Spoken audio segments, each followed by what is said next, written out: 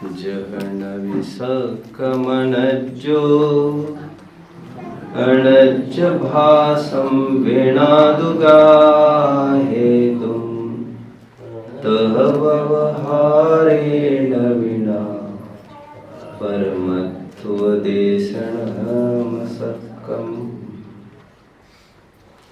व्यवहारो भूदत्थो देशितो दुसूद्धनौ भूदत्थमस्सिदो खलु सम्मादिट्ठि अवधीजियो।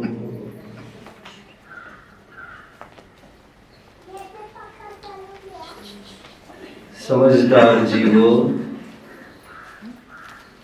आप क्या समझते हो? अमुक स्थान सुरक्षित है और अमुक स्थान असुरक्षित है। यदि ऐसा आप समझते हो तो आप धोखे में हो। कोई भी स्थान सुरक्षित नहीं हुआ करता। तात्पर्य, हमें हर जगह सावधान रहना पड़ता है, हर जगह। आपको लग रहा होगा हवाई जहाजों में तो सावधानी की गरज है, जल जहाजों में तो सावधानी की कुछ गरज है। जब रोड पर व्हीकल बाइक लेकर निकलते हो तो कुछ सावधानी की गरज है, कुछ बेल्ट्स लगाने पड़ते आदि आदि। But where pedestrians walk on the footpath, जहाँ पर कोई रिस्क नहीं है ऐसा आपको दिख रहा है, फुटपाथ पर चलते हुए आपको क्या लग रहा है बिना सावधानी से काम निकल जाएगा? और अकेले आप चल रहे हो रास्ते पर, केवल अकेले, तो आपको क्या लग रहा है कुछ मिसहैप नहीं हो सकता? ऐसा नहीं है। कहीं हमारे ही पैर हमारे पैर में आकर फंस न जाए, मरण तक हो जाता है। बरबस याद आ रहा है मुझे, त्रिपुष्टि नारायण का जीव हुआ है हमारे यहाँ। हमारा पुराण त्रिपुष्टि नारायण के जीव का वृत्तांत कहता है। जो ये कहते हैं उसका मरण कैसे हुआ जानते आप? रूम फ्रेशनर लगा के सो गए, सुबह उठ ही नहीं पाया। अर्धचक्री की बात चल रही है। अब क्या समझ रहे हो? कोई स्थान सावधान नहीं है, हर जगह रिस्क है, हर जगह। लोक व्यवहार में तो हर जगह रिस्क है ही, क्योंकि हम विषय कषाय पोषक लोगों के बीच में खड़े हैं। जब जिनवानी पढ़ते हैं तो आपको क्या लग रहा है? यहाँ कोई रिस्क नहीं है। जिनवानी पढ़ने में ही कितने जन भटक जाते हैं, अपेक्षाओं को न समझकर, स्याद्वाद को न समझकर। आपको लग रहा होगा कि हम तो जैन कुल में पैदा हुए हैं, हम जैन हैं। आपको लग रहा होगा हम तो जिन आज्ञा का पालन करते हैं, हमें काय का मिथ्यात्व। अब जो जीव जैन है, जिन आज्ञा को मानते हैं, उनके मिथ्यात्व कैसे रहता है उसका वर्णन करते हैं। मिथ्यात्व बैरी का अंश भी, इसलिए सूक्ष्म मिथ्यात्व भी त्यागने योग्य है। What's wrong? प्रॉब्लम क्या है? इसी जिनवानी में दो प्रकार के कथन है।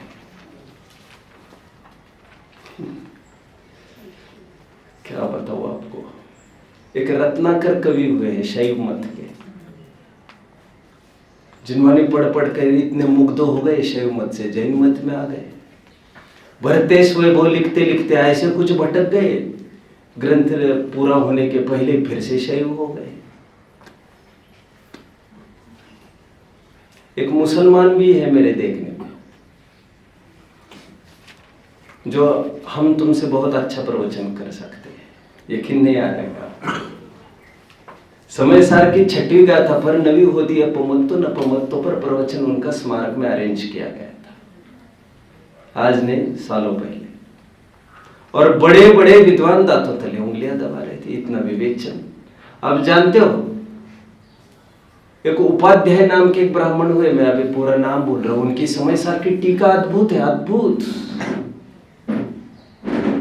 और जैसे ही मुस्लिम का प्रवचन हुआ, गद्दी से नीचे उतरे, मंगलाचरण भी जिनेंद्र भगवान का ही किया था, ये कहने की जरूरत नहीं है। अल्लाह अकबर कर यहाँ कहाँ चलेगा काम, कौन गद्दी पर बिठा था। और the moment he step down he was asked, लोगों ने बुरी बुरी प्रशंसा की, आपका जैन दर्शन नहीं, मेरा कोई रुझान नहीं जैन दर्शन, आई एम अ फिलोसोफर। अनेक अनेक फिलोसॉफीज के बारे में बोलना मेरी हॉबी है। बोलना एक हॉबी भी हो सकती है, सुनना भी हॉबी हो सकती है, सावधान। मनन चिंतन भी हॉबी हो सकते हैं, सावधान। हॉबी नहीं होना चाहिए, यह हमारा कर्तव्य है, करने लायक है, उपासना करने लायक है इसकी। अब उपासना करने लायक सहजता में शास्त्राभ्यास का आसक्त होता है तो कोई आश्चर्य नहीं है। खैर, विषय मेरा आज का व्यवहार निश्चय की संधि का है।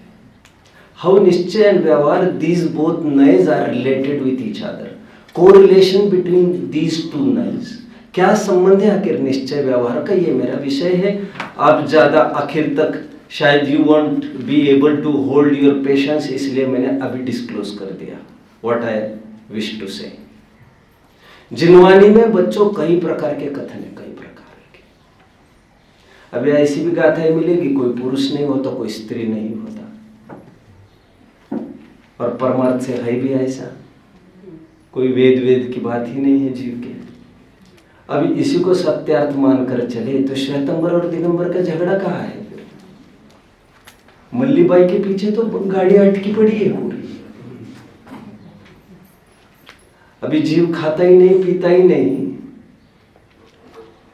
बौद्धों ने मांस भक्षण चालू किया, हमारे श्वेतंबरों ने महावीर के मुंह में भी बिलाव का मांस ठूस दिया जबरदस्ती से। फिर जब कुछ खाता पीता ही नहीं है तो फिर झगड़ा कहाँ है इतना? फिर जब बंद होता ही नहीं है जीव, ना बंधता है ना मुक्त होता है जीव, और ज्ञानियों को तो वैसे भी बंध नहीं होता, तो फिर तीर्थंकर प्रकृति का बंध होता किसको है आखिर? अरे गैर उनको होता है क्या? देखो बहुत पेच है इसमें, बहुत पेच है। समझो तो इतना मुश्किल है, यहां तो एक तरफ से घुसोगे तो बाहर निकल नहीं पाओगे, छोर भी नहीं लगेगा। अथाह दलदल लगेगी, अथाह दलदल। टोडर मंजू को कहना पड़ा, उनके लिए ये शास्त्र नहीं शस्त्र है, शस्त्र। सावधानी रखना बहुत जरूरी है। शायद आप कुछ कहना चाहते हो मुझे, इसलिए अमृतचंद्र आचार्य देव ने कहा, अत्यंत निशित धारम जिनवरस्य नय चक्रम। ये जिनेंद्र भगवान का नए चक्र बहुत धारदार, बहुत धारदार। देखो जरा कैसी धार है,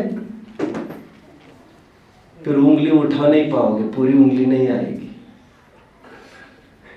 इतनी भी देखने की मनाही। अमृतचंद्र स्वामी क्या कहते हैं, ये नए चक्र इतना धारदार है, अत्यंत निशित धार। मैंने पहले कभी उदाहरण दिया था, ये दुधारी तलवार है बच्चों, दुधारी। दुधारी समझते हो? तलवारें चलती है, ट्रायल होती है अपने सिर के ऊपर, और कटते दूसरों के सिर है। बट थोड़ा यह हवा गड़बड़ कर जाए तो ऐसा भी हो सकता है दूसरों की गर्दन छटने के बजाय अपनी ही गर्दन छट जाए।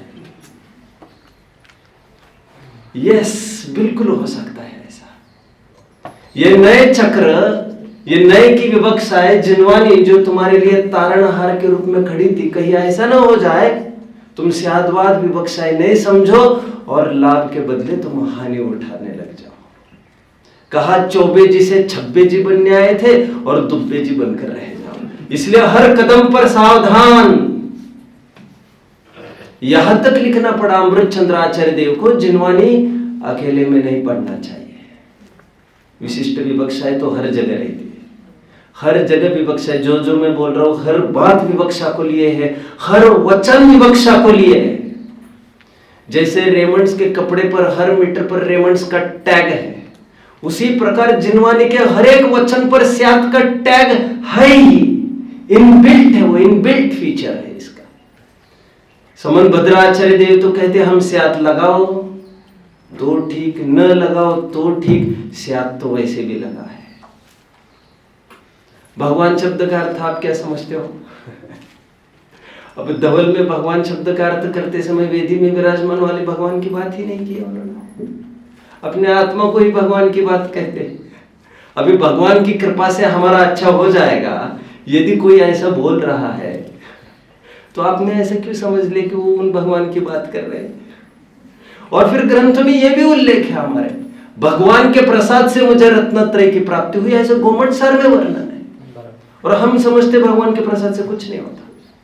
अरे बातों का कोई झगड़ा ही नहीं है यार, बातों को सुधारने की भी बात नहीं कर रहे हैं हम, अपेक्षाओं को समझने की बात कर रहे हैं। यदि अपेक्षाओं को नहीं समझोगे आप तो यही जैन दर्शन, सुंदर जैन दर्शन आपको अनिर्णयवादी, संशयवादी, शायदवादी, छलावा और भुलावा दिखने लग जाएगा। डिक्शनरी में कभी स्याद्वाद का अर्थ खोल कर देखा है बच्चों? स्याद्वाद का अर्थ लिखा मिलेगा शायदवाद। हाउ फनी, क्योंकि डिक्शनरी लिखने वाले वे ही है, उन्हीं के हाथ में कमान है।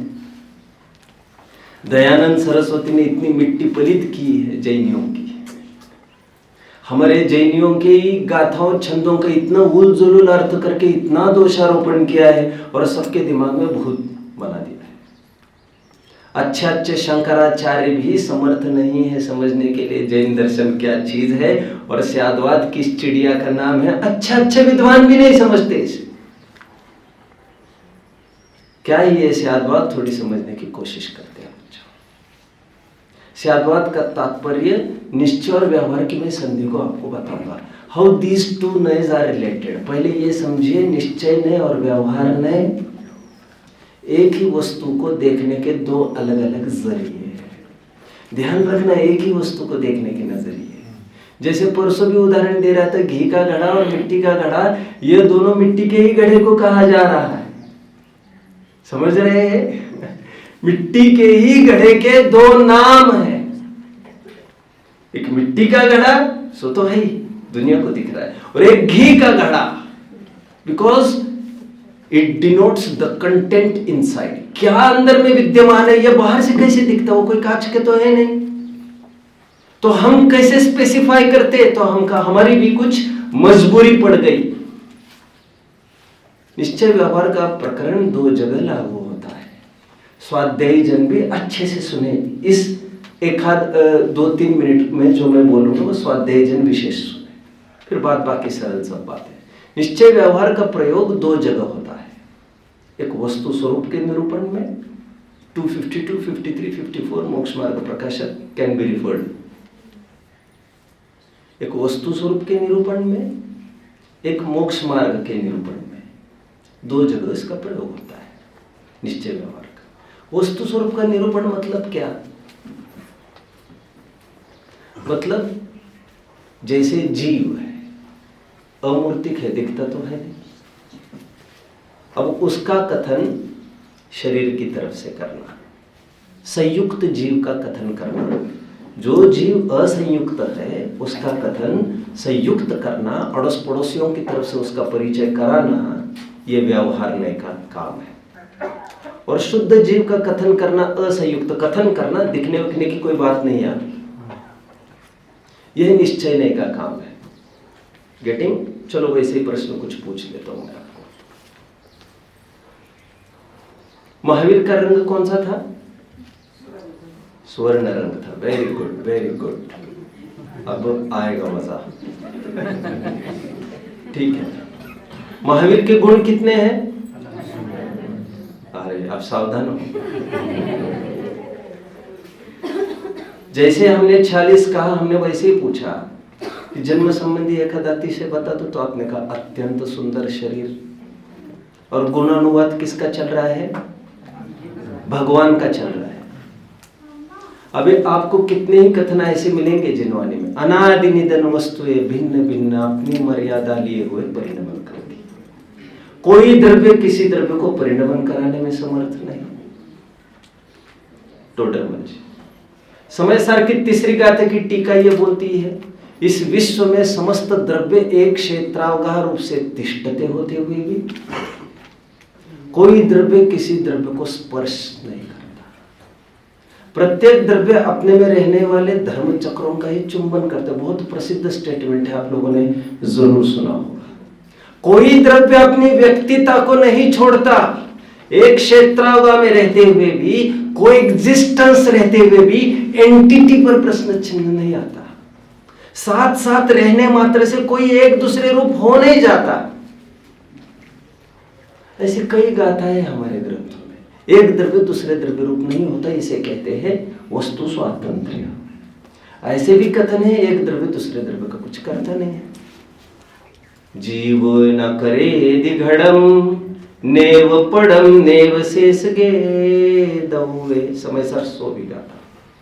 जीव न घट को करता है न पट को करता है, जीव तो किसी को भी नहीं करता है।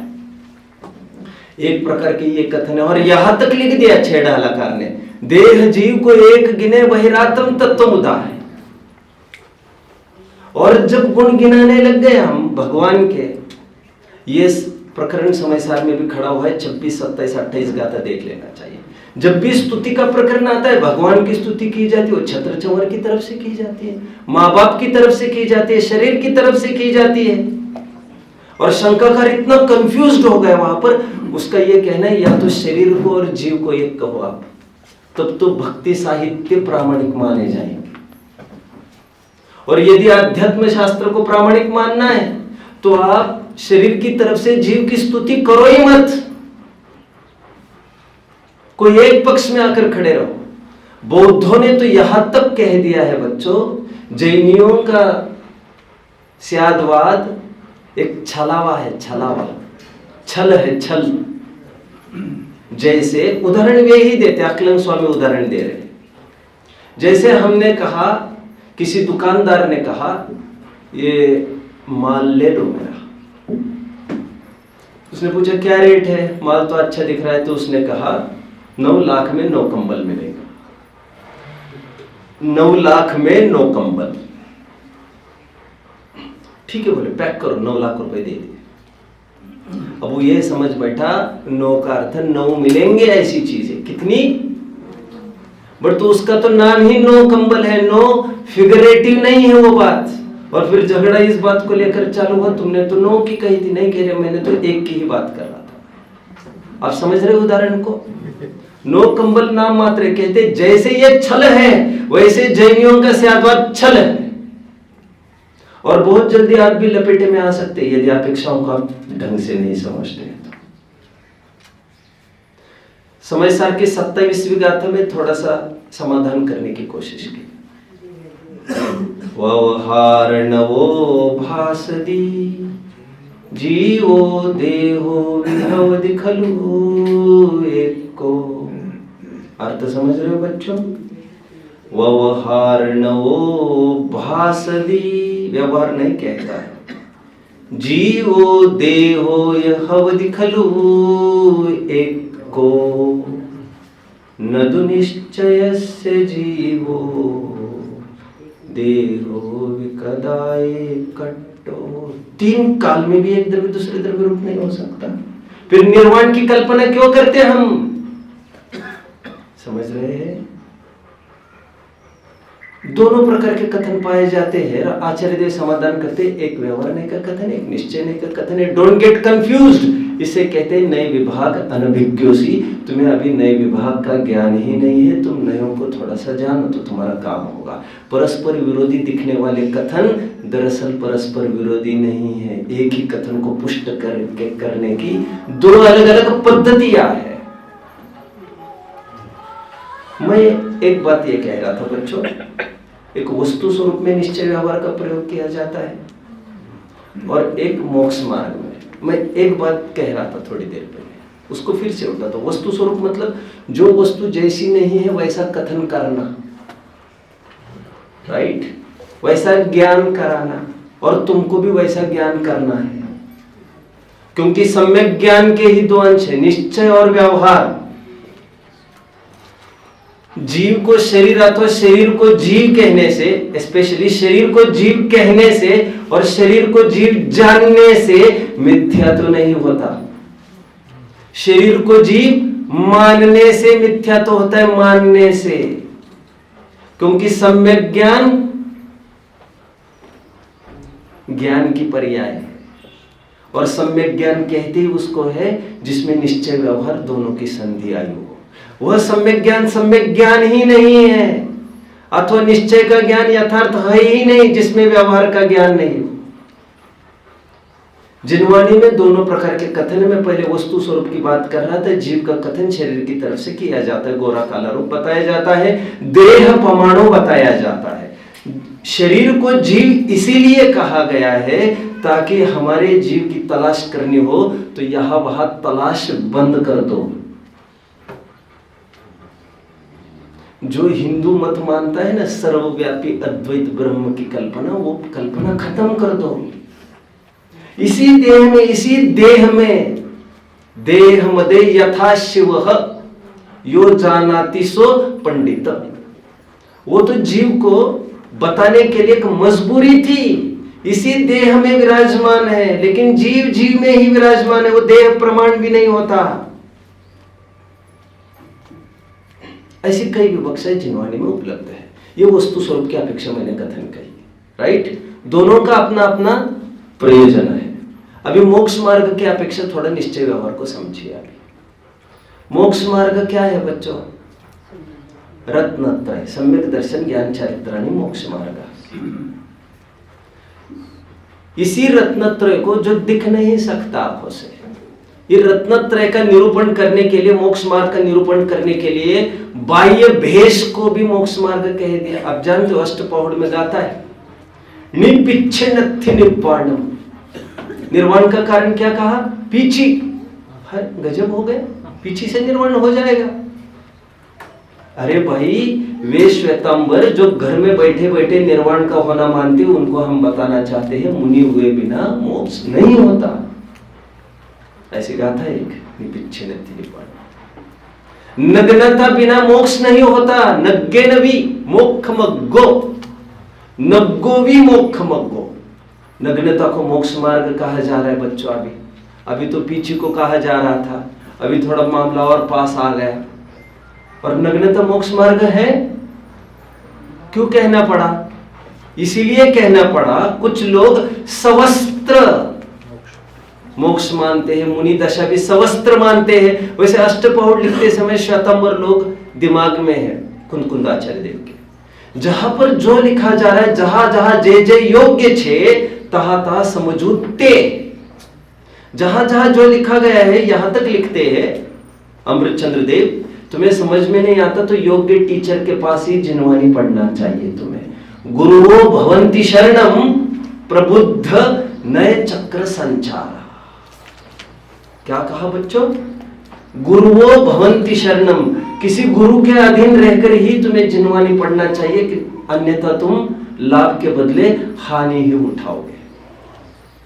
अभी जिनवाणी में कई जगह व्यवहार की हेयता सिद्ध की है, स्पेशली अध्यात्म में की गई है। मैंने मंगलाचरण में एक मंगलाचरण बोला था, व्यवहारो भूदत्थो भूदत्थो देशिदो दुसूद्धनो भूदत्थमस्सिदो खलु सम्मा दिट्टि हवदि जीवो। भूत व्यवहार ने अभूतार्थ है। कौन कर रहे? समय सारी याद कौन कर रहे बच्चों में से? कितनी गाथाएं हुई आपकी? 6-7। आपकी 12। तो ये गाथा तो आपको मिली होगी, 11वीं गाथा। व्यवहार अभूतार्थ है और शुद्ध नए भूतार्थ है। इसीलिए हे जीवो शुद्ध नए का आश्रय लो। आगे फिर कहते हैं, शायद 272वीं गाथा हो। हम इतना सारा जो निरूपण करते आ रहे हैं समय सार में, एवं व्यवहार नवो परिसिद्धो निश्चय नयन। इस प्रकार जितने व्यवहार नय का कथन करते आए हैं, अब वो निषेध को प्राप्त हो गया निश्चय नय के द्वारा। निश्चय नया सिदा पुनः मुनिनो पावन्ति निर्वाणम।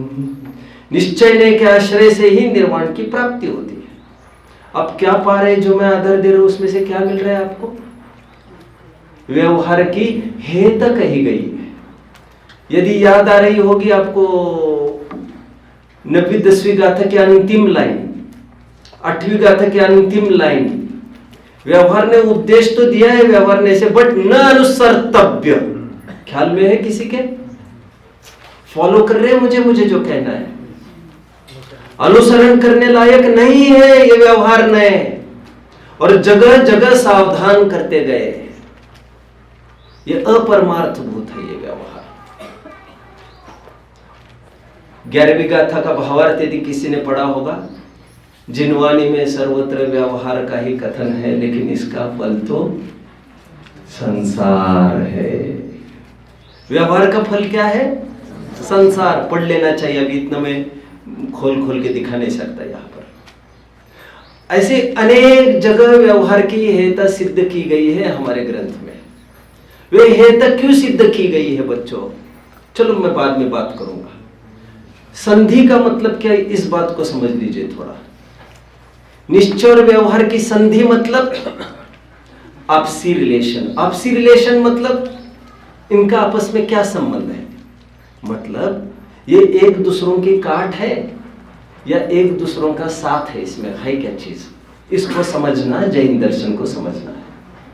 आप लोगों को क्या लगता है व्यवहार निश्चय में क्या होगा? शत्रुता होगी या मित्रता होगी? यश क्या लग रहा है? क्या लग रहा है? और आप जो कुछ कहते हो यदि कथनचित लगाकर कहते हो तो कुछ भी सही है। ये कथनचित शत्रु है और कथनचित मित्र भी है। ये कौन तय करेगा? ये जीव के परिणाम तय करेंगे। कौन तय करेगा? लोग कहते हैं ये तो बहुत कम खाता है, कम खाता है और ज्यादा खाता है, ये तो भाषा ही गलत है। ये तो शरीर तय करे, शरीर कि कितना खाना है। आपने उससे मुझे कंपेयर कैसे किया? मैं तो ये कह सकता हूं तुम भी कम खाओ, कम खाओ, कम खाओ। तुम मेरी बात मानते हो? जिस प्रकार मेडिकल साइंस में कहा जाता है और body itself is a doctor, हमारा शरीर ही हमारा डॉक्टर है, चिकित्सक हमारा डॉक्टर ही। ठीक उसी प्रकार हमारे परिणाम ही ये तय करेंगे। इस समय में व्यवहार ये है कि इस समय में व्यवहार उपादेय है। अभी काफी कथन मैंने बताए जो शत्रुता दर्ज कर रहे हैं। इसमें हमें ख्याल में आ रहा है निश्चय ने तो निषेधक है और व्यवहार ने निषेध्य है। निषेध करने वाला एलिगेटर, यानी एक निषेध्य, और निश्चय ने को नयाधिराज कहकर उसी के गले में मालाएं पहनाई जाती है। और लगभग समय सार में ये बहुत हुआ है, क्योंकि समय सार को वही स्पीच का वही विषय था उसका, तो वो बोलना ही था उसको। गांधी जी पर कोई बोला मतलब गांधी जी का भक्त हो गया, ऐसा नहीं। लेकिन वो 2 अक्टूबर को और क्या बोलता? पंडित नेहरू का विरोधी तो नहीं रहा वो। 14 नवंबर को माइक हाथ में दिया जाए तो इससे तो कोई ये मतलब नहीं होगा कि गांधी विरोधी हो गया, क्योंकि नेहरू का दिन है तो नेहरू की याद की जाएगी। लेकिन 15 अगस्त के दिन माइक दिया जाए तो सबको याद कर सकता है। जब प्रमाण की बात करते तो निश्चय का भी अपना स्थान है, व्यवहार का भी अपना स्थान है, और दोनों का बराबरी से स्थान है।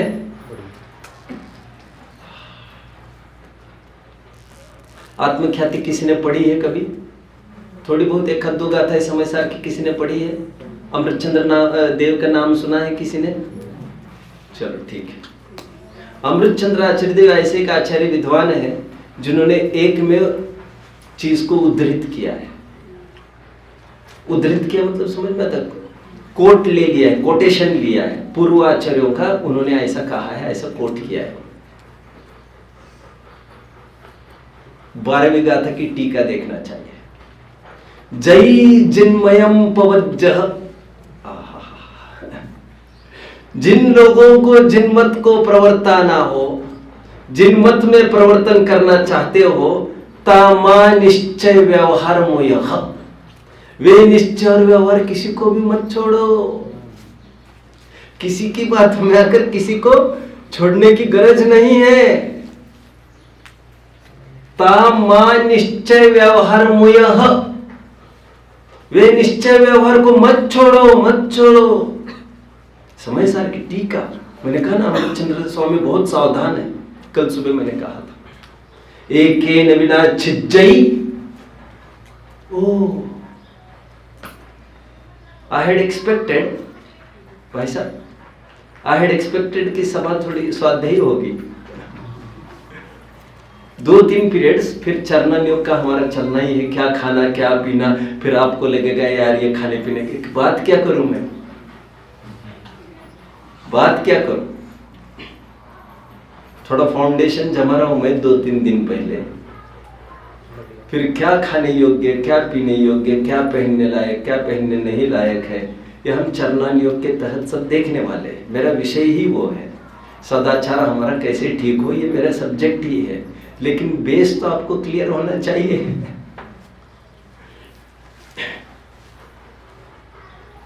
कोई नहीं पूरी कर सकता मेरी बात को। जो जीव जन्म जिन मत में प्रवर्तन करना चाहते हो, निश्चय व्यवहार किसी को भी मत छोड़ो। एकेन विना छिज्जै तित्थम अन्येन पुनः, अन्येन पुनः तच्चम। यदि निश्चय का लोप करते हो तो तीर्थ का लोप हो जाएगा। सॉरी, यदि निश्चय का एकांत करते हो तो तीर्थ का लोप हो जाएगा। यदि व्यवहार का एकांत करते हो तो तत्व का ही लोप हो जाएगा। इसीलिए हे जीवो, निश्चय व्यवहार दोनों को मत छोड़ो। चलो मैं थोड़ा इजी करता हूं प्रकरण। यहां तक आया हूं मैं, किसी को कोई प्रश्न हो तो पूछिए जरा, किसी को कोई डाउट? ठीक है, इस बहाने मुझे थोड़ा ब्रेक चाहिए था। डाउट आप पूछिए, बहुत जरूरी नहीं है। आपने अष्टपहर में कुंद आचार्य ने श्वेतांबर पंथ को लक्ष्य करके लिखा है, लेकिन उस टाइम श्वेतांबर पंथ को हुआ ही नहीं था, प्रारंभ हुआ था, बीज पड़ रहा था। यस, कुंद के सामने ही ये आए दिन समस्या बन रही थी। 10-20 दिगंबर मुनि उन्हीं के संग के रोजाना छोड़ के जा रहे थे। इतने अच्छे प्रवचनकार है, संख्या क्यों घट रही है आखिर? तो उनको लगा अध्यात्म को थोड़ी देर के लिए बाजू में रखना जरूरी है। तो उन्होंने हाथ में पीछे को उठाना पड़ा और कहना पड़ा, पीछे के बिना निर्वाण नहीं होता, नग्नता के बिना निर्वाण नहीं होता। तब बीज पड़ गया था, प्रारंभ हो गया था श्वेतांबर मत। शायद आपका संकेत स्थानकवासी संप्रदाय की ओर है, ढूंढिया। वे तो लेटेस्ट है, रिसेंटली खड़ा हुआ है। ये 500-700 साल पहले का है, 500-700। लोकाशाह उसके जनक रहे और तब से ये प्रोपोगेट हुआ। बट श्वेतांबर मत लगभग आप ये कह सकते हो कुंदाचार्य के टाइम में प्रारंभ हो गया था, ऐसा है। वो अकाल गिर गया था उस टाइम से श्वेतांबर पंथ, यस, वहीं पर बीच चालू हो गया था। उस टाइम कुंद आचार्य का ये होके बाकी जब आचार्य नहीं, अभी नहीं हुआ था ऐसा। कुंद के पहले 200-300 साल की बात है ये अकाल की, भद्रबाहु के टाइम की है। कुंद के 400 साल पहले ही काम चालू हो गया था ये, और तोड़ मरोड़ करते करते इतने टाइम के बाद वो सब चालू हो गया। ठीक है बच्चों, नाउ बी फोकस्ड। एक प्रश्न है, मैं मोक्षार्थियों से चाहूंगा इसका उत्तर मिल जाए मुझे। एक शादीशुदा नारी का क्या लक्षण है?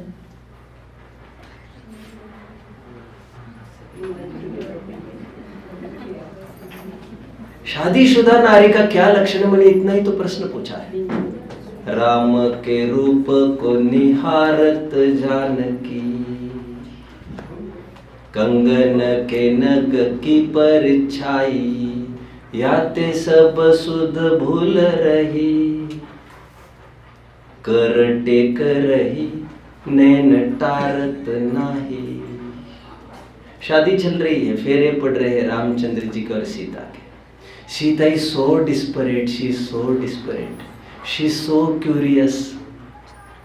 उसको इतनी उतावली हो गई है, चरम शरीरी जीव मेरे जीवन में आने वाले हैं, आ गए हैं। पुरुषोत्तम, झटका तो बाद में लगने वाला है, झटका तो लगेगा। जिसने आशा की है, जिसने भरोसा की है, इसका हाल कुछ अच्छा नहीं रहा है। ठीक है। और सीता इतनी डिस्परेट है बच्चों,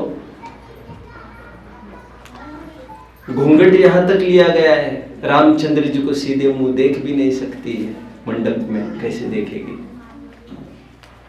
तो उससे रहा नहीं जा रहा है मुख देखने का। तो सीता ने सोने के कंगन पहने, उस सोने के कंगन में कुछ मोती भी है, स्वर्ग मोती, स्वर्ग, वेरी स्वर्ग, वेरी स्वर्ग।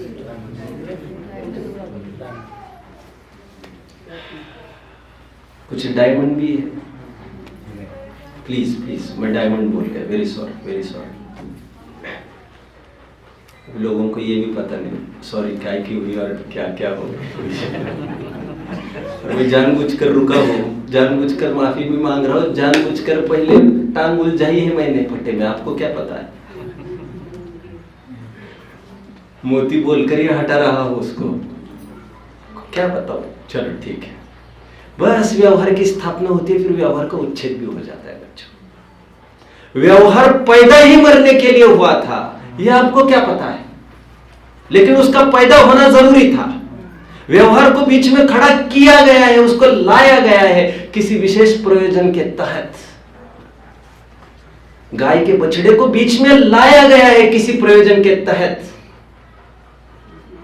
ग्वाले को कहा साहब 2 लीटर दूध दे दो,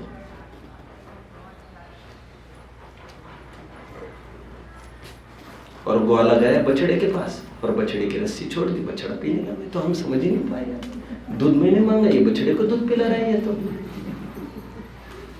मैंने कहा बछड़े को हटा, अरे बछड़ा वहां पर लगा है, इसी विधि से वो दूध निकलने की प्रक्रिया है। लेकिन बछड़ा पूरा चौक जाएगा तो तुम्हें क्या मिलेगा फिर? आप समझ रहे हैं? यदि बछड़ा पूरा ही दूध पी जाएगा तो कस्टमर को क्या देगा फिर वो? और बछड़े को, बछड़ा मुंह भी नहीं लगाएगा वहां पर। तो ऐसी कोई भी विद्या नहीं है, यह मातृत्व की ही विद्या है। एक माँ ही बच्चे के प्रति इतना प्रेम कर सकती है। आप जानते हो यस, यदि बछड़ा दूध नहीं पिए तो उस दिन गाय दूध नहीं देगी। उसका मन बने ना, चाहे जितने डंडे पटकना, दूध चढ़ा लेगी तो नहीं देगी, तो किसी को भी नहीं देगी। बछड़ा जोड़ना भी पड़ता है, बछड़ा हटाना भी पड़ता है, सब प्रयोजन के तहत हो रहा है। इसमें उल जुलूल समस्या और शंकाओं को मत पालो, कोई अवसर नहीं है इसको। हर चीज सहेतुक और तर्क संगत है।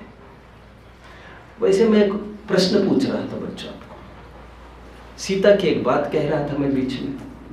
मैं ये कह रहा था सीता ने नग पहने हैं, सोने के कंगन में कुछ नग है, नग, कुछ डायमंड भी है। उस डायमंड में रामचंद्र जी की इमेज दिख रही है। अब वो निरंतर आंखें गड़ी है, यहाँ पर रामचंद्र जी दिख रहे हैं ना उसको। मोती वधू के मुख का दर्पण। आपको लग रहा है ज्ञानी जन शास्त्र पढ़ते, अरे शास्त्र नहीं पढ़ते हैं वे शास्त्र में झलकन आ रही शुद्धात्मा की, वे शुद्धात्मा को देख रहे। ये गुफा है, इसके जरिए आत्मा का मिलन होता है। आकर्षण इस डायमंड का नहीं है, आकर्षण रामचंद्र जी का है, मेरे राम। अब वो पंडित बार बार ये कह रहे आहुति दे दो, जैनेतरों का उदाहरण है। पंडित बार बार क्या कह रहे हैं? आहुति दे दो, आहुति, सीता जी जाग जाओ। तो बार बार बोल रही है वो। उसको लग रहा है कहीं हाथ बढ़ा लूं मैं तो उतने टाइम के लिए मेरे पति ओझल नहीं हो जाएंगे मेरे से। I can't live now without him. ये है पति प्रेम। एनीवे, मेरा प्रश्न है बच्चों आपको, शादीशुदा विवाहिता का लक्षण क्या है? मैंने प्रश्न पूछा आपको, मैंने कुछ कहा नहीं आपको और आपने मंगलसूत्र से चालू किया। You should have started from, rather you should have started from, विवाहिता का लक्षण है पति समर्पण। दिल भी दिया है, सब कुछ तुम्हारे लिए है। मेरा कोई नहीं, मुझे कोई ऐसा प्रयोजन नहीं है हंसने वसाने का। मेरा जो भी कुछ है वो सब मेरा कुछ है ही नहीं। हे राम, मैंने तुम्हारे साथ शादी नहीं की, सॉरी, हे राम, मैंने तुम्हारे अयोध्या के साथ शादी नहीं की। तामझाम तो खूब एक किंग है वो तो। अब जानते ना दशरथ कौन था? नहीं जानते। रावण के अधीनस्थ मुकुटबद्ध 32,000 राजा थे। कितने? सॉरी, चक्रवर्ती के अधीनस्थ कितने रहते? 32,000। 16,000 राजा रावण के अधीनस्थ थे। कितने? उसी के जरिए वो राज्य संचालन करता रहता है। 16,000 में से एक दशरथ थे। दशरथ की औकात समझ में आ रही है आपको? औकात मतलब मैं I am not talking in other sense. Dasharath 16,000वां एक हिस्सा था रामचंद्र जी की हुकूमत को झेलता था रावण। तो रावण भी अच्छा था। खैर तुमने पैतरे बदले तो हमें भी पैतरा बदलना पड़ा, क्या कर सकते हैं। हम गुलामी थोड़ी तुम्हारी थोड़ी कर रहे हैं, हम तो तुम्हारी ईमान की, धर्म प्रेम की कर रहे हैं। सीता ने अयोध्या के साथ शादी नहीं की है, सीता ने रामचंद्र जी के साथ शादी की है। और जब कृतांतोकर भी छोड़ने गए, सीता ने एक ही डायलॉग बोला कृतांतोकर को। कृतांतोकर ने कहा सो सैड, मुझे अच्छा नहीं लगा, मेरे मास्टर ने ये हुक्म मुझे जारी किया, अच्छा नहीं लगा, अच्छा नहीं हुआ आपके साथ। तो सीता ने उसे कहा नहीं, ऐसा नहीं, तुम समझते नहीं हो। क्या कहा मालूम? मेरे पति राम ने मुझे सजा नहीं दी है, मेरे पति राम ने मुझे सजा नहीं दी है, राजा राम ने मुझे सजा दी है। उसने योग्य ही किया है। पति तो एक का ही है, एक का मतलब हो गया 8,000, तो कोई बात नहीं है बड़ी। लेकिन राजा इक्के दुक्के और हजारों का नहीं है, वो लाखों का है। उसे अभी राज्य पर फोकस करना चाहिए। स्त्री बुद्धि विनश्यन्ति, चाणक्य नीति। और जो स्त्री में आसक्त होते हैं वो राजा राज्य नहीं कर सकता। स्त्री बुद्धिया विनश्यन्ति, वो राजा जो स्त्री की बुद्धि वाला है वो विनाश को प्राप्त होगा। और इतना बड़ा करारा बलिदान समर्पण किया मेरे पति ने, उनका बलिदान खाली नहीं जाएगा। सीता जानती है इस अपेक्षा को। वे इस समय में मेरे पति नहीं है, वे इस समय में राजा है। उन्होंने जो भी कुछ किया राज्य के फेवर में किया है। और राज्य के फेवर में इक्के दुक्के व्यक्ति नाराज होते हो तो इसकी केयर नहीं की जा सकती। और ऐसा तो होता ही है, ऐसा कोई उपदेश ही नहीं है जिससे सभी चैन पाए। ऐसा कोई हुक्म नहीं है, 138 पेज जो कल रात में पढ़ के दिखा रहा था, ऐसा कोई हुक्म नहीं है जिससे सभी चैन पाए। किसी ना किसी को मिर्च तो लगनी जरूरी है, उसमें लगेगी ही। खैर, शादीशुदा के लक्षण पर मैं आकर खड़ा होता हूं। शादीशुदा का लक्षण है जो भी कुछ है ये मेरे पति, मेरे परमेश्वर। अमीर हो गरीब हो कोई क्राइटेरिया नहीं, गोरा हो काला हो ये कोई क्राइटेरिया नहीं, विद्वान हो बुद्ध हो ये कोई क्राइटेरिया नहीं, अरे लूला हो लंगड़ा हो कोई क्राइटेरिया नहीं, कोड़ी हो कोई क्राइटेरिया ही नहीं। Love is unconditional. प्रेम में शर्तें नहीं होती, प्रेम में समर्पण होता है। समर्पण और शर्तों का अनादि की दुश्मनी है। जहां पर शर्तें बीच में है वहां पर समर्पण ढीला पड़ गया। कुछ मत पूछो, ऐसा इफ्स एंड बट्स मत पूछो। ये सब ऐसा हुआ तो वैसा हुआ तो। लड़की ने मुझे पूछा आप शादी के बाद ऐसा तो करेंगे ना? मैंने कहा अभी बताता हूं। कहाँ चले गए? आए नहीं, चले गए वे तुरंत। तुमने कुछ पूछा शायद जरूर प्रश्न, क्या पूछा तुमने? बात क्या हुई? No conditions, no words. हम कुछ नहीं कह सकते बाद में, समझ लो। बात का नहीं कह सकते, राबी का कुछ नहीं, जो मैं हूं सो देखो समझो।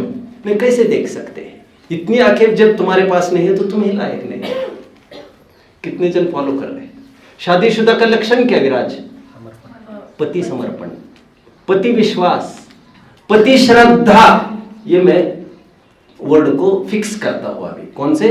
पति श्रद्धा। पत्नी होने के लिए जरूरी क्राइटेरिया क्या है बच्चों? पति के प्रति आस्था। कुछ पूछे नहीं, बाकी की बातें। कबीर के पास एक जन आया, आपने पत्नी पूछे ही नहीं क्यों और क्या और कैसे, चलना है कल, पैकअप। एक दिन पहले तो बोलते कुछ नहीं, ये साथ चल चुकी। ये शादीशुदा का लक्षण है। लेकिन परंतु बट ये तो शादीशुदा का लक्षण है ही। भोजन तो परोसना चाहिए ना उसको टाइम पर, अच्छा प्रेम से तो परोसना चाहिए ना, वो तो सब होगा यार, वो तो सब होगा। और ये तो ठीक है जब चौखट में रहती है, चार दीवारी में रहती है, तो ये लक्षण तो ठीक है, इसी से उसकी गृहस्थी पलने वाली है। बट कुछ और भी लक्षण होते हैं बच्चों, कुछ और भी लक्षण होते हैं शादीशुदा के। वे कौन से हैं और क्या जरूरी है? ये वे लक्षण है जब चौखट से बाहर निकलेगी तो और भी कुछ लक्षणों की जरूरत है। मंगलसूत्र चाहिए, बिछुड़ी चाहिए, पायल चाहिए, क्या है, मांग भरी हुई होनी चाहिए। मांग भर गई का अर्थ समझते हो बच्चों? आहा, मेरी अब कोई तमन्ना नहीं रही। मांग मांग समझ रहे हो? मांग भरने का प्रचलन खत्म। मांग भरना मतलब समझ में आता है बच्चों? मांग भरना मतलब मेरी मांग भर गई, मतलब मेरी पूरी आशाएं खत्म हो गई। शादी होने के बाद अभी कुछ नहीं, रूफ है, शेल्टर है। लूला लंगड़ा और शराबी कबाबी भी हो, जिंदा हो तो उसको भी लगता है जिंदा है। समझ रहे? शादीशुदा को और एक लक्षण मैं बता रहा हूं बच्चों आज आपको। जब चौखट से बाहर निकलती है तो कुछ और लक्षणों की जरूरत होती है, मंगलसूत्र आदि आदि आदि की। अब इन दो लक्षणों को अच्छे से समझ लीजिए जरा, तो मेरा विषय संधि का आप समझ पाएंगे। शायद आई मे एक्सीड माई टाइम टुडे। अच्छा, आपको तो 11 के बाद जाना है, 11 के बाद जाना है ना? यस। अरे छोड़ो यार, कहाँ जाते क्या करते, हम समझ लेंगे क्या करना है, चलेगा ना?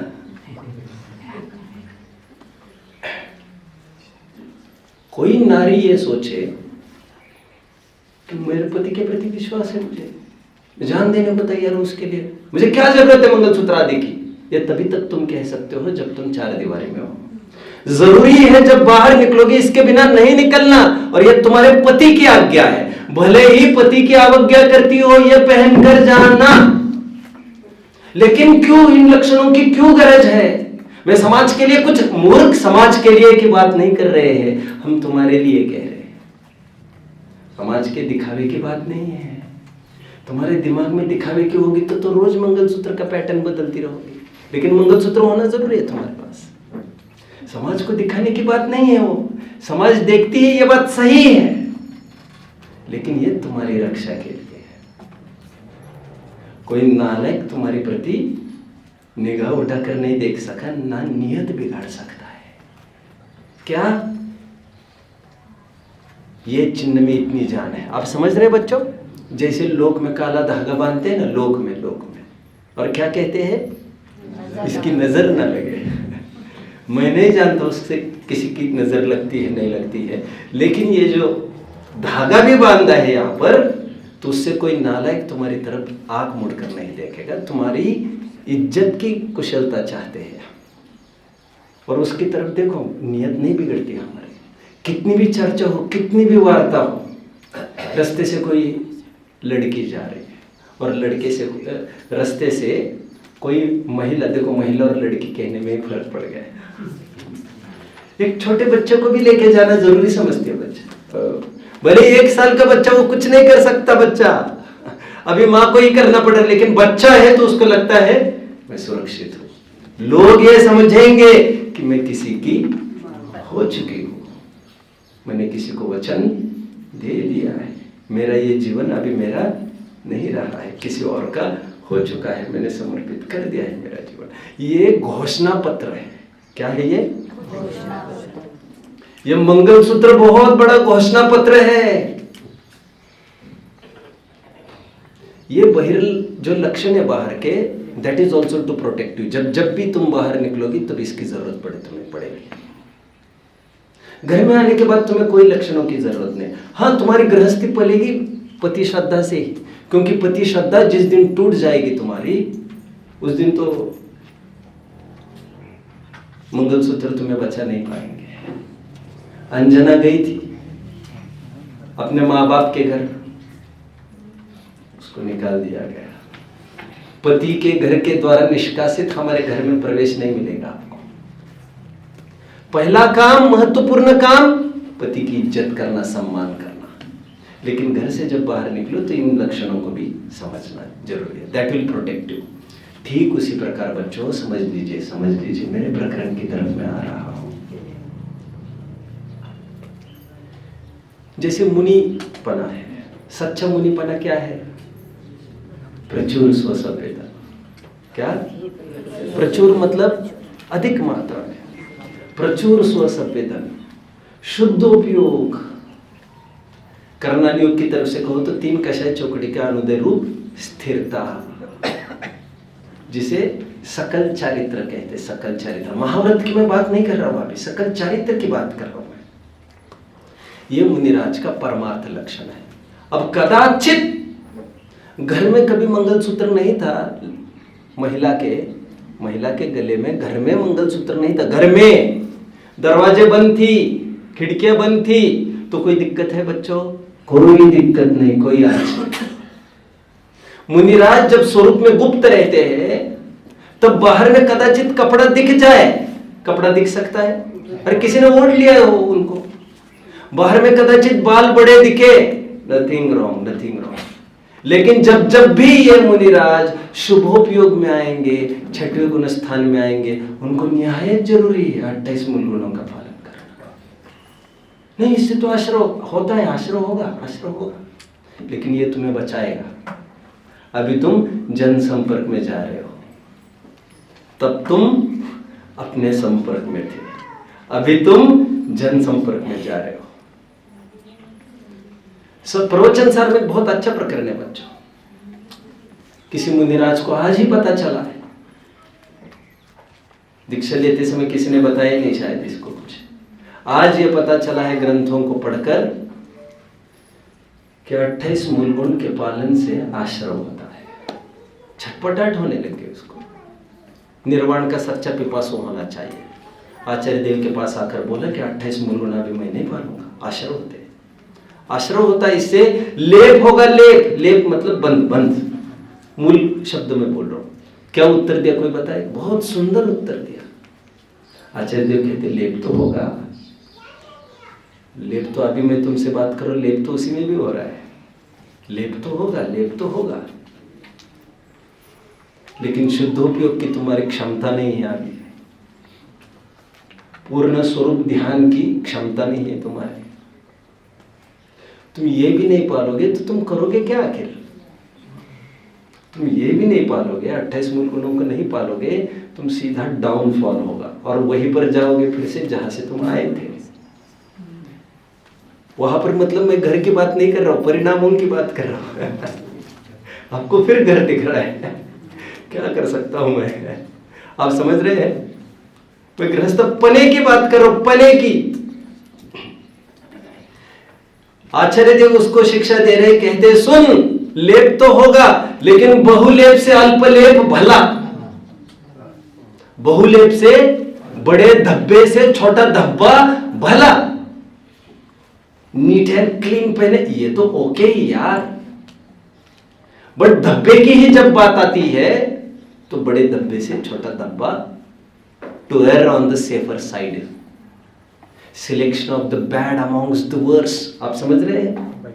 बहुत करारी बात है। आप समझ गए मेरी बात को? अभी selection of bad amongst the worse, ज्यादा दुष्टों में से कुछ दुष्टों के साथ, कम दुष्टों के साथ थोड़ी देर के लिए दोस्ती निभाएगा।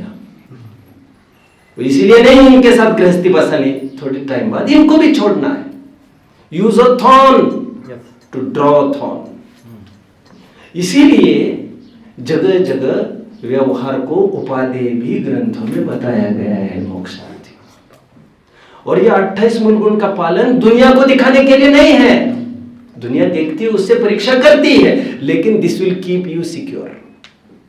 ये ईर्ष्या समिति तुम्हें सुरक्षित रहेगी। फिर तुम लौटकर अच्छे मुंह से घर पर जा सकोगे।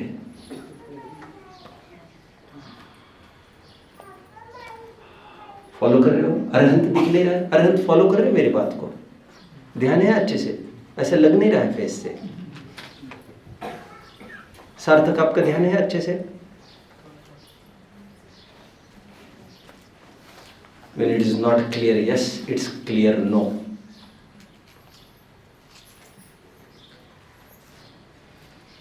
बाहुबली ने केशलोच किया ही नहीं, जबकि नियम है मुनियों का 4 महीने के अंदर अंदर केशलोच करना है। नियम है बच्चों। बाहुबली ने ईर्या समिति पाली ही नहीं, भाषा समिति पाली ही नहीं। उस 1 साल की बात कर रहा हूं फिलहाल। अरे बाबा, समितियां, ये महाव्रत, ये उनसे आवश्यक उनके लिए है जो घर से बाहर निकलते हैं। घर से बाहर नहीं निकलने वालों के लिए कोई रूल रेगुलेशन नहीं होता बाबा। तुम क्यों नहीं समझते इस बात को? और तुम्हारी सामर्थ्य नहीं है अभी स्वरूप गुप्त होने की। तुम 28 मूल गुण भी नहीं पालोगे तो गृहस्थी बसाओगे क्या? माघनंदी जैसा तुम्हारा भी कुछ कराना है क्या? दिमाग ठीक है क्या तुम्हारा? तुम ये भी नहीं पालोगे तो क्या पालोगे? समझ रहे हो बच्चों? और जगह जगह ऐसे प्रकरण मिलते हैं। पंचास्तिकाय संग्रह के 2 प्रकरण में हमेशा कहता हूं जुड़े, फिर से मैं कह देता हूं। समापन की गाथाएं है कुछ, अंतिम 4-5 गाथाएं देख लेना चाहिए। एक गाथा की उत्थानिका यह आई बच्चों, पंच परमेष्टि की भक्ति परंपरा मोक्ष मार्ग है, ये सिद्ध करते हैं। समझ में आ रहा? यह प्रकरण अपना चल चुका है। पंच परमेष्टि की भक्ति परंपरा मोक्ष मार्ग है, ये सिद्ध कर रहे हैं। और तुरंत एडजेसेंट गाथा, कमिंग गाथा का मंगलाचरण क्या है? अब पंच परमेष्टि की भक्ति साक्षात मोक्ष मार्ग में अंतराय है, ये सिद्ध करते हैं। अंतराय, अंतराय का अर्थ समझते हो? अंतराय मतलब बाधक है, घातक है। घातक, घातक इतना क्यों टेंशन ले रहे हो? घाती कर्म तो बनता ही उनकी भक्ति से। घाती कर्म निरंतर बन रहा है। शुभ योग पेज नंबर 27 पढ़ लेना चाहिए। शुभ योग करो, अशुभ योग करो, जब तक मिथ्या तो नहीं जाता। इन घातकी प्रकृतियों का निरंतर बंद होता रहता है। 26 प्रकृतियों का पढ़ लेना चाहिए मूल प्रकरण, पेज नंबर 27, मोक्ष मार्ग प्रकाशक। कुछ भी करो उससे फर्क नहीं पड़ता। मुनिराज पर उपसर्ग करो। मुनिराज के गर्दन पर तलवार लगाई है किसी ने, और एक जना ऐसा भी है जो तलवार मारने को देख रहा है मुनिराज को, बीच में आकर अपनी गर्दन दे रहा है। ये दोनों परिणाम एक सरीके ही है।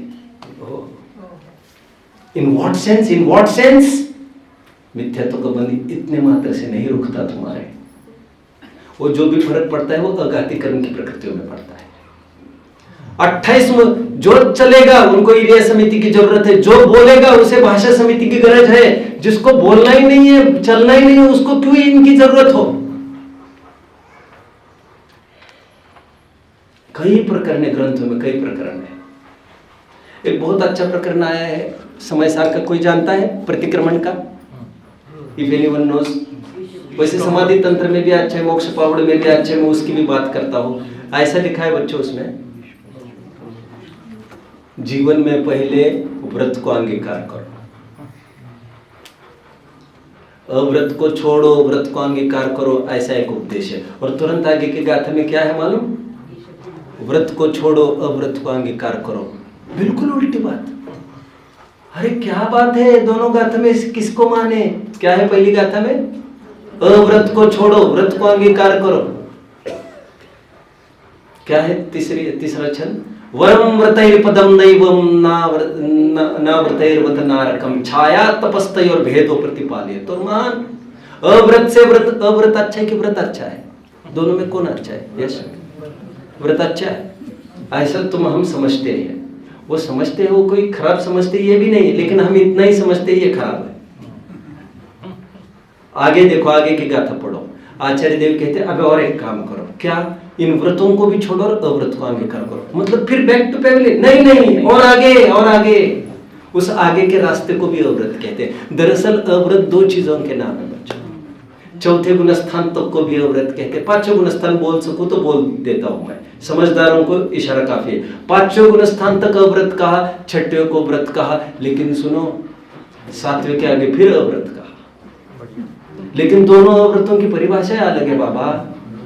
एक जगह व्रत मतलब व्रत को पालने का भाव, और अव्रत मतलब वहां पर व्रतों की उपेक्षा होना, पाप में संश्लिष्ट होना, पाप में आसक्त होना, दैट इज अव्रत।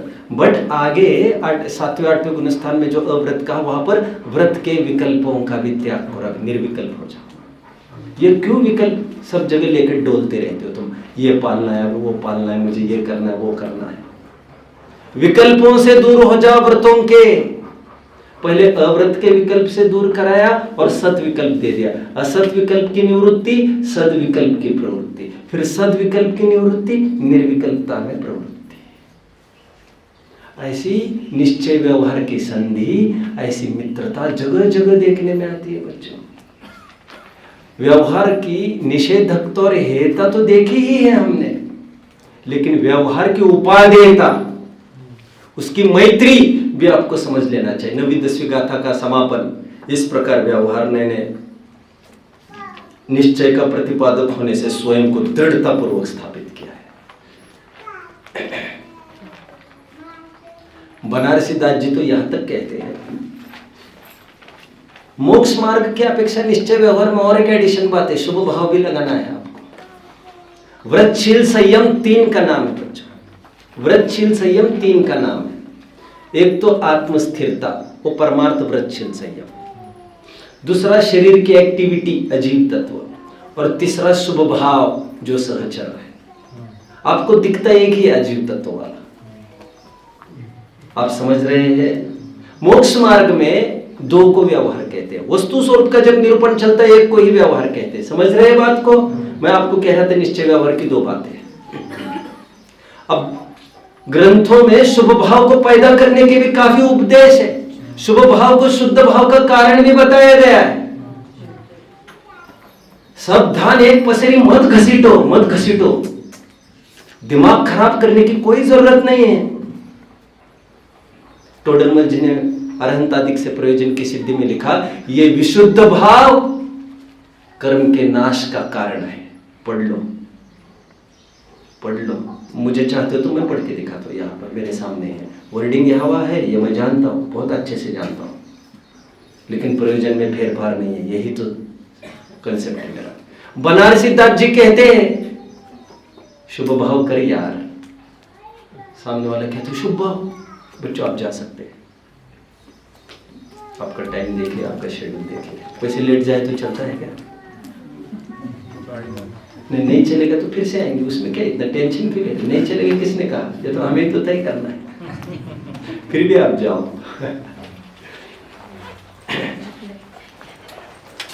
अपना इतना ही सफर था। टाइम कभी भी, चेकआउट का टाइम कभी भी आ सकता है, समय का कोई भरोसा नहीं। जितना मिला उतनी ही आपके पास है, काफी है। मैं कहां पर रुका था ये तो पता कि जाओ बच्चों जरा। बनारसी दास जी को किसी ने ये कहा, शुभ भाव से तो बंद होता है, आश्रय होता है। किसी को बनारसी दास जी का डायलॉग याद है? विशुद्धि का प्रकरण चल रहा है, निमित्त उपादान चिट्ठी चल रही है। निमित्त उपादान चिट्ठी पढ़ी है? कहते हैं विशुद्धता में, विशुद्धता से आश्रय बंद होता है, ये जानते हैं हम। गर्भित शुद्धता का प्रकरण। लेकिन ये शुभ भाव भी ऊर्ध्वता करे ही करे, ऐसा मान। हे भाई, तुमने हमारी बात मानी कि नहीं मानी? यदि मानी तो शाबाश शाबाश। शुभ भाव से निर्जरा कह रहे हैं और सामने वाला मुंह लड़ा रहा है उनसे। वो पता नहीं रात दिन उन्हीं को पढ़ रहा है वो, और उन्हीं से मुंह लड़ा है वो।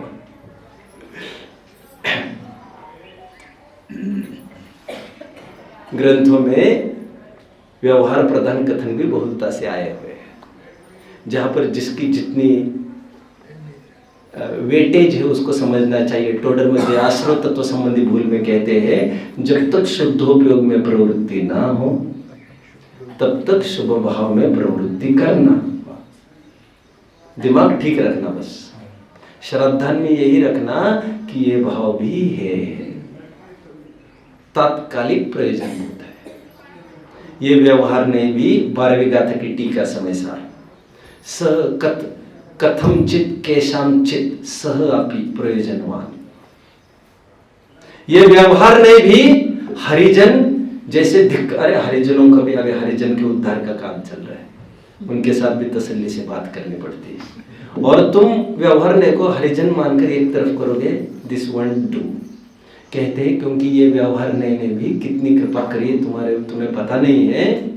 आज इसको बहुत घिनौनी दृष्टि से मत देखो, कहीं लौटकर तुम्हें इसी के पास न आना पड़े। और अच्छों को इसकी पनाह में आना पड़ा है। किसी किसी को किसी काल में यह भी प्रयोजनवान है। अरे हम तो कुन के भगत है, फिर तो और अच्छा है, फिर और अच्छा है समझाना तुम्हें। कुंदाचार्य देव ने तीसरे कलश में क्या लिखा? कुंदाचार्य देव तीसरे कलश में ये कहते हैं, बहुत कलुषता हो रही, बहुत कलुषता हो रही। अमृतचंद्र देव, हाँ अमृतचंद्र देव तो और आगे के माने जाते हैं और अध्यात्मी माने जाते हैं।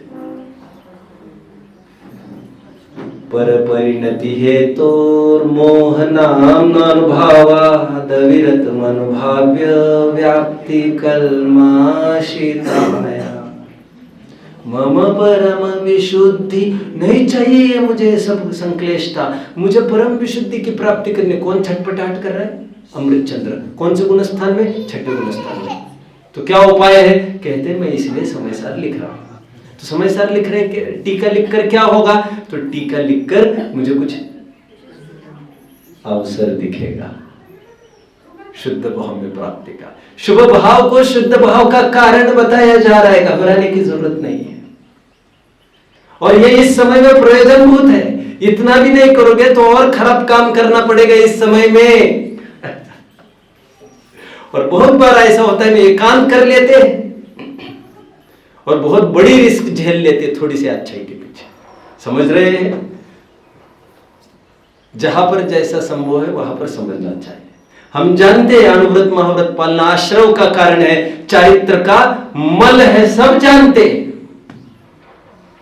लेकिन जब तक पाप नहीं छूटते तब तक इनका बहुत जरूरी है, इन व्रतों का होना। और फिर बाद में इन सावध्य योग विरति रूप शुभ भावों को भी छोड़कर फिर शुद्ध भाव में प्रवेश करना चाहिए।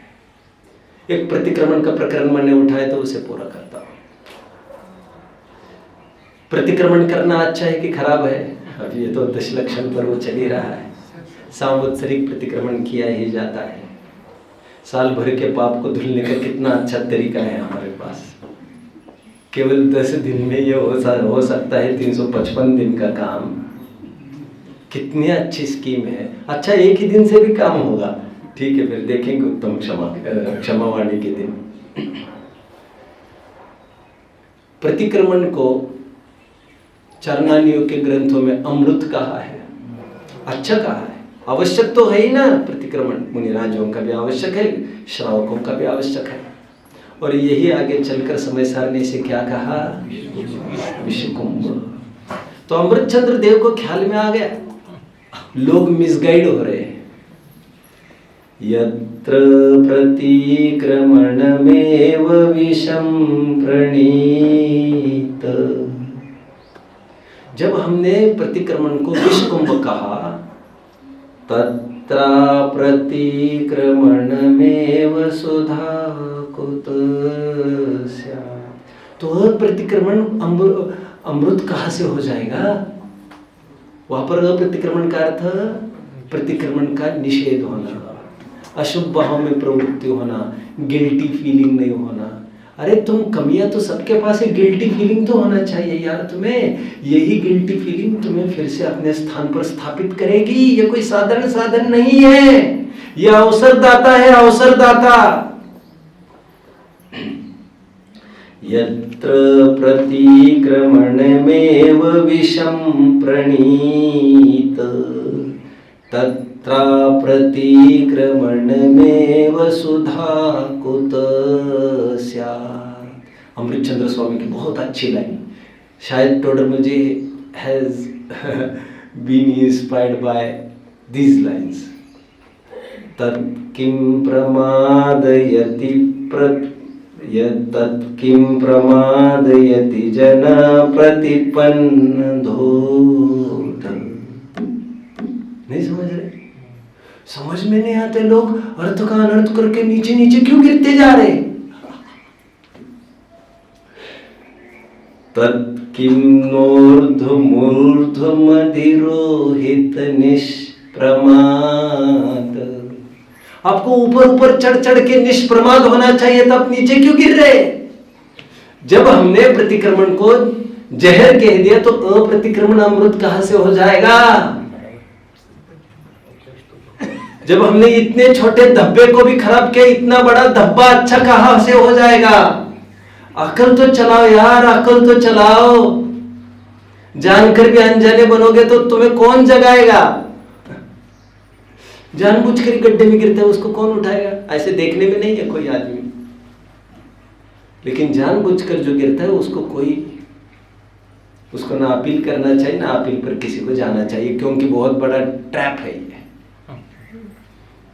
बहुत बड़ा ट्रैप है। आप आपकी भी जान जोखिम में डाल रहे हो। तत्किं प्रमादयति जन प्रति प्रपतन्न धूर्धो। क्यों पतन होकर नीचे नीचे गिर रहे हो? किं नोर्ध्वमूर्ध्वमधिरोहित निष्प्रमाद। निष्प्रमाद होकर ऊपर ऊपर क्यों नहीं चढ़ रहे हो? आज हमने निश्चय और व्यवहार के बीच की संधि कही, क्योंकि जो चरणानियोग का प्रकरण चलेगा शायद 1-2 सेशन मुझे और लगेंगे, उसमें काफी क्रियाओं की बात चलेगी, तो ज्यादा टेंशन नहीं लेना। मुझे भी बड़े असहजता मालूम पड़ रही थी, तो मैंने इसे पहले 1-2-3 सेशंस में इस मानस को पूरा किया। व्यवहार बताया है वहां पर लिपटने के लिए नहीं। फिर 201 गाथा की टीका, हे निश्चंकी निकांक्षी निर्विचिकित्सा मूल दृष्टि उपगोहन स्थितिकरण प्रभावना वात्सल्य रूप सम्यक दर्शन क्या ढंग। मैं तुम्हें तब तक बोलो, मैं तुम्हें तब तक अंगीकार करता हूँ जब तक तुम्हारे प्रसाद से मुझे शुद्धोपयोग की प्राप्ति न हो। मेरा और तुम्हारा बॉन्ड कुछ नहीं है। मेरा तुम्हारा बॉन्ड तभी तक है, मेरी ट्रेन आएगी तो मैं निकल कर चला जाऊंगा। 5 बजे तक अपन बात कर सकेंगे। अरे जनाब कहाँ चल दिया? अभी तो 4:30 ट्रेन आ गई है। तुम तो 5 बोल रहे थे ट्रेन आ गई है जल्दी। मैं ट्रेन का बंदा हूँ, मुझे इन्फॉर्मेशन 5:30 का था पहले, accordingly I had informed you.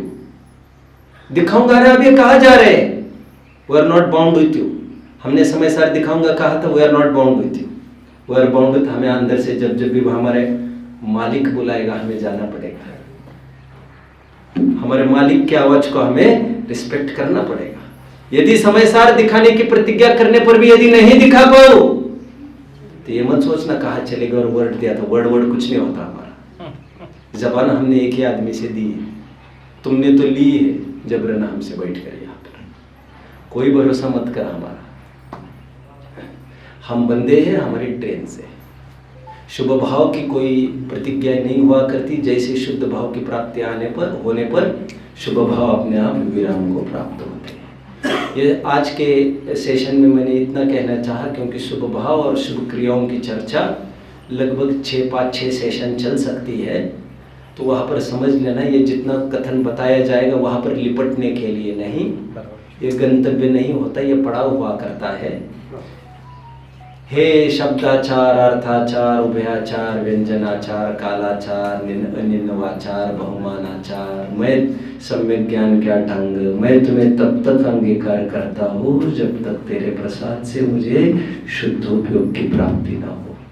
हे समितियों, हे तपो, हे गुप्तियों, मैं तुम्हें तब तक आलम्बन करता हूँ, तब तक अंगीकार करता हूँ जब तक तुम्हारे प्रसाद से मुझे शुद्धोपयोग की प्राप्ति न हो। तभी तक बंधन है। हमारा और भगवान का कोई रिलेशन नहीं है। आप समझ रहे हैं? हम किसी के भगत नहीं है।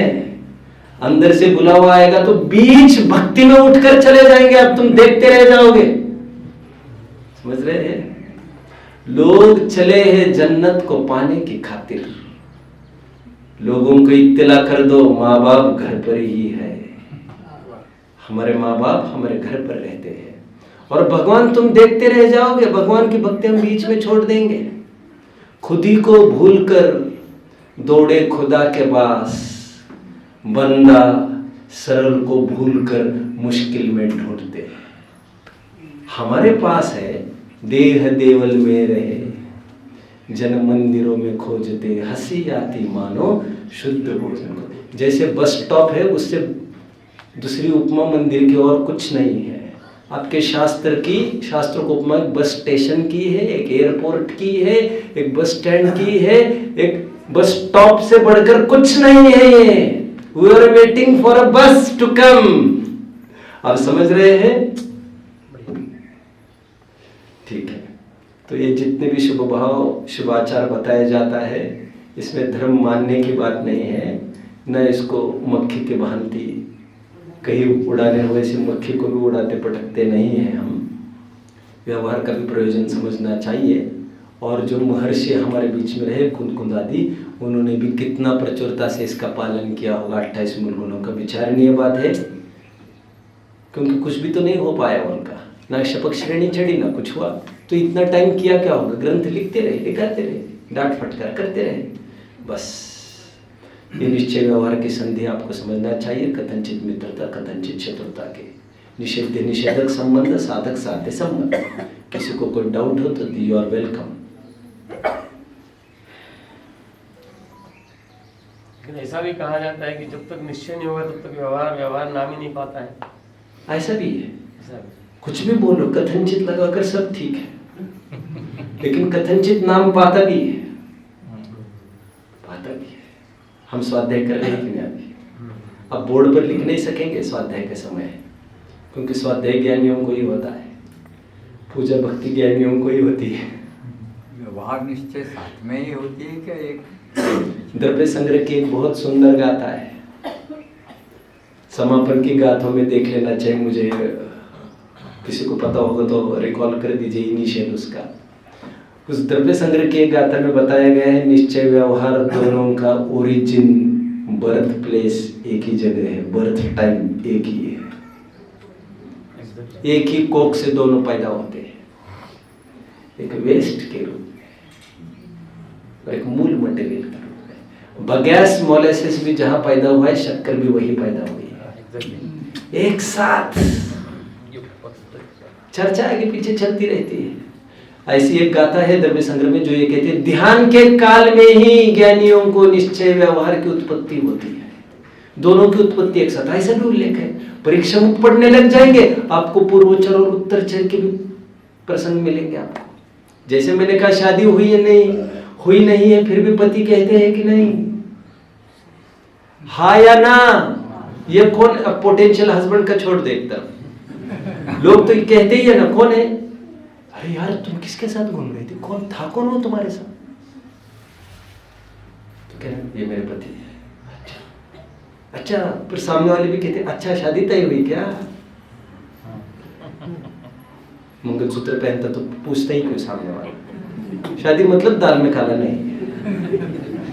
और सुनो, पति कहा तो है, लेकिन कल कुछ हो जाए इसका उपचार का कथन करो, बहुत उपचार का। हमारे जैन दर्शन तो इसको भी स्वीकृति नहीं देता।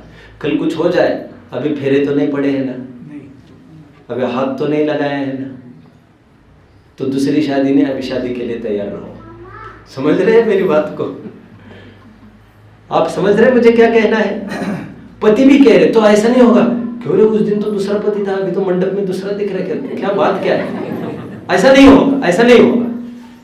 तो वो कहेगी पति हाँ होने वाले थे, बट कुछ मिसहैप हो गया, और मिसहैप क्यों? हम दीक्षा की बात करते, दीक्षा लेके चले गए और मेरे में ताकत नहीं थी दीक्षा लेने की, तो मैंने I have opted this thing. उसको भी पति कहा ही था ना, कहते ही तलाक देने पर भी पति कहते ही है ना, ये कौन है तुम्हारा? अभी थे और हूं में बात करना ही नहीं है, वो तो सामने पूछ ही रहा है कौन था, तो आपको इतने कहना पति। तो व्यवहार में भी ऐसा होता है, आगे पीछे भी चलता है। कभी कभी ये कहते हैं जब तक सम्यक दर्शन होता ही नहीं तब तक वो संज्ञा ही नहीं मिलती व्यवहार की, कभी ऐसा भी कहा जाता है। सब अपेक्षाओं से भरा कथन है। अब कुछ भी बोलो, समझदारी से काम लो बस। ज़्यादा विद्वान बनने की जरूरत नहीं, विद्वत्ता झाड़ने की जरूरत नहीं, ग्रंथों के आधार की जरूरत नहीं है। और 10 विद्वानों से विचार विमर्श की खोपड़ा उनका भी मत घुमाओ, तुम्हारा भी मत घुमाओ, क्योंकि आज कचरी बुद्धि वाला होगा तो और गुमराह करेगा आपको। मैं जितना कह रहा हूं उतना ही समझो। आपका दिमाग ही बेस्ट डॉक्टर है। तसल्ली से विचार करो ये सोचकर कि ना अन्यथा वादिनो जिना, जिनेंद्र भगवान कभी भी अन्यथावादी नहीं हुआ करते। इतना ही दिमाग में रखो। ना अन्यथावादिनो जिना, जिनेंद्र भगवान अन्यथावादी नहीं होते। परस्पर मिली विरुद्ध वस्तुओं की संधि बिठाने की अकल लगाओ, विघटन मत कराओ। ये माने कि ये माने, विघटन मत करो। ये तो ऐसे कह रहे थे, ये तो ऐसे कह रहे थे, अरे ये इसीलिए ऐसे कह रहे थे, ये इसीलिए ऐसे कह रहे थे। ये इनकी यार तुम दोनों चाह ही रहे, तुम क्या झगड़ा लगा रहे हो क्या दोनों के बीच में? समझ रहे हैं? और किसी को कोई डाउट? नहीं तो दूसरा प्रवचन चालू होगा। मुझे उकसाव मत आ जाता है। प्रवचन अमृत बताया गया है और इन्हीं प्रवचनों को आचार्य देव कहते हैं मेरी बुद्धि खराब हो रही है इस ग्रंथों से। साधुवत तो देखो क्या पार है। अलम अलम अलम अलम, बस बस बस बस। अलम अलम अथवा प्रलपितेन मति व्यवस्थिता मम, मेरी मति व्यवस्थित हो गई, दिमाग भटक रहा था और मैं शुद्ध उपयोग की प्राप्ति करता हूँ। यही आचार्य देव जो छटपटा रहे यहाँ आने की प्रेरणा कर रहे दूसरों को, प्रसंग पाकर इसी का निषेध करते हैं। क्योंकि हम हमारी बस से बंधे हैं, किसी बस स्टॉप से नहीं। तो बस स्टॉप बहुत अच्छा है, बहुत अच्छा है बस स्टैंड, और वो एयरपोर्ट बहुत अच्छा है। प्लेन चली जाएगी तुम्हारी, ऐसा नहीं चलेगा। ठीक है, और कुछ? ठीक है, वैसे वो भी तैयार नहीं होगा अभी भोजन, कोई नहीं देने वाला 5-10 मिनट पहले। नंबर लगाना हो तो लगा सकते हैं। कहाँ से आता है? हाँ? तत्किम प्रमादेति जन पति प्रपन्न। तत्किम, क्यों क्यों फिर क्यों प्रमाद कर करके नीचे नीचे गिर रहे लोग? जब हमने स्वभाव को व्यवहार को हे कहा तो नीचे गिरने के लिए थोड़ी कहा, उसमें धर्म की मान्यता की निषेध की बात थी। टोडरमल जी को किसी ने कहा फिर हम ये क्रिया छोड़ देंगे। अरे धमकी किसको दे रहे हैं यार? तुम छोड़ो नहीं तो मत छोड़ो, इससे होना जाना कुछ नहीं। और एक बात, तुम दूसरा क्या करोगे तुम बताओ ना। ये छोड़ के तुम जाओगे कहाँ वो तो बताओ। कोई अच्छे स्थान पर जा रहे हो तो और अच्छा।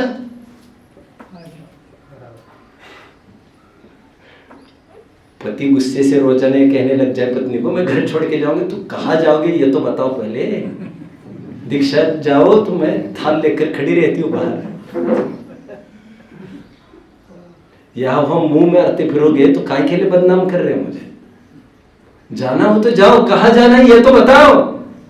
जाऊंगा जाऊंगा मतलब क्या?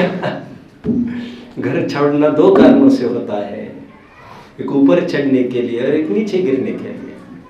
घर एक सुरक्षित कवच है मानो तो, और मानो तो कसाई की कोठड़ी है, कसाई का पहाड़ है, काली काजल की कोठड़ी है। कहो तो एक सुरक्षा का चक्र है। ये हमारी मर्यादा दिखाता है। आप समझ रहे हैं बात को? कितने अवसर है और दोनों प्रकार के कथन है। गृहिणी गृहम उच्यते, पत्नी ही घर है, पत्नी ही सब कुछ है, ऐसा कथन है जिन्होंने। अब विषबेल नारी तज गई योगेश्वर, ऐसे कथन है। अब ऐसे भोजन में मिलेगा आपको अन्नम वही प्राण। क्या कहा? अन्नम वही प्राण, ऐसे कथन। ये प्राण है हमारा।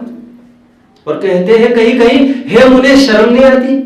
बदतमीजी करते हो, रोजाना घर घर घूम रहे हो, अपने आधे जले मुर्दे समान अपना रूप ले लेकर जगह जगह कटोरा मांग कर तो नहीं सही, लेकिन हाथ फैलाते रहते हो दर्जन, बैठे एक जगह। काय के लिए मांगते फिरते हो?